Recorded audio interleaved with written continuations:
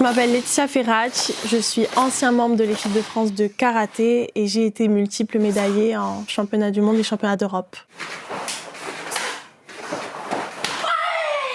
J'ai commencé par l'individuel depuis mes 14 ans en équipe de France et ensuite j'ai basculé en équipe. Faire des katas en équipe, je trouve que c'est plus complexe quand même que l'individuel, parce que l'individuel on est seul, on a nos propres rythmes, alors qu'en équipe pas du tout, c'est des rythmes qui sont travaillés à l'avance et on n'a pas le droit à l'erreur, on se connaît parfaitement au millimètre près.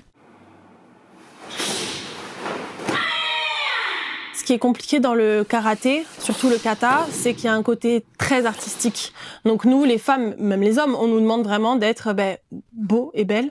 Donc avoir un kimono très carré, parce que déjà, ça passe par la tenue. Et donc, c'est vraiment au doigt près. Si j'ai le petit doigt qui sort alors qu'il ne doit pas sortir, je peux perdre des points. Donc tous ces petits détails, un pied un peu trop ouvert, une jambe pas assez tendue, ça fait perdre des points dans la note au final. Un kata réalisé à la perfection, il faut qu'il y ait de l'équilibre, de l'engagement physique. On est dans l'art du combat. Si on démontre pas qu'un kata c'est un combat, ça sert à rien. Un kata c'est pas juste une démonstration, comme beaucoup de personnes disaient quand on était plus petite. Ah mais en fait toi tu fais de la danse. Non, un kata c'est pas de la danse, c'est un combat contre des adversaires imaginaires.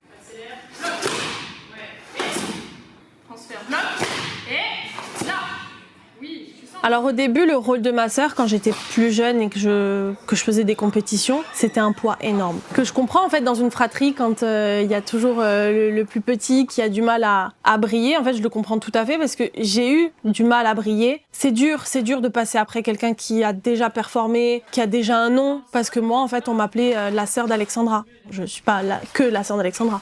Je suis Laetitia Ferrach. Et le jour où je suis rentrée en équipe de France et que j'ai commencé vraiment à tout gagner en France, j'entendais plus la sœur d'Alexandra, mais j'entendais les sœurs Ferrach. Et là, pour moi, j'en ai les frissons. J'en ai les frissons, mais en fait, c'est là où tout a eu un sens. Et je me suis dit, oui, en fait, je peux briller. C'est vrai que quand on a eu les Jeux Olympiques et que le karaté était aux Jeux Olympiques, on a eu un monde de fous à la rentrée. Mais c'est vrai que là, depuis qu'on n'y est plus, et donc on voit le judo, on voit le ping-pong où il y a des Français qui excellent, la natation. Tous ces enfants-là, en fait, quand ils regardent la télé, ils rêvent. Ils rêvent et donc après ils veulent faire ces sports, donc on peut rien faire, hein, donc tant mieux pour eux si après ils trouvent leur voie. Mais c'est vrai qu'après quand il y a des films du style Karate Kid qui sortent, même si dans le film Karate Kid c'est pas vraiment du karaté, on a vraiment plein d'enfants qui viennent en me disant mais moi j'ai regardé la série Cobra Kai, j'ai regardé Karate Kid et je pense que ça plaira toujours parce que les arts martiaux et le karaté, c'est l'école de la vie. Mais c'est vrai qu'à partir d'un certain âge, plutôt adolescent, ça devient peut-être un peu trop strict. Et donc c'est notre rôle aussi en tant qu'entraîneur de changer un peu nos manières d'enseigner pour garder nos licenciés.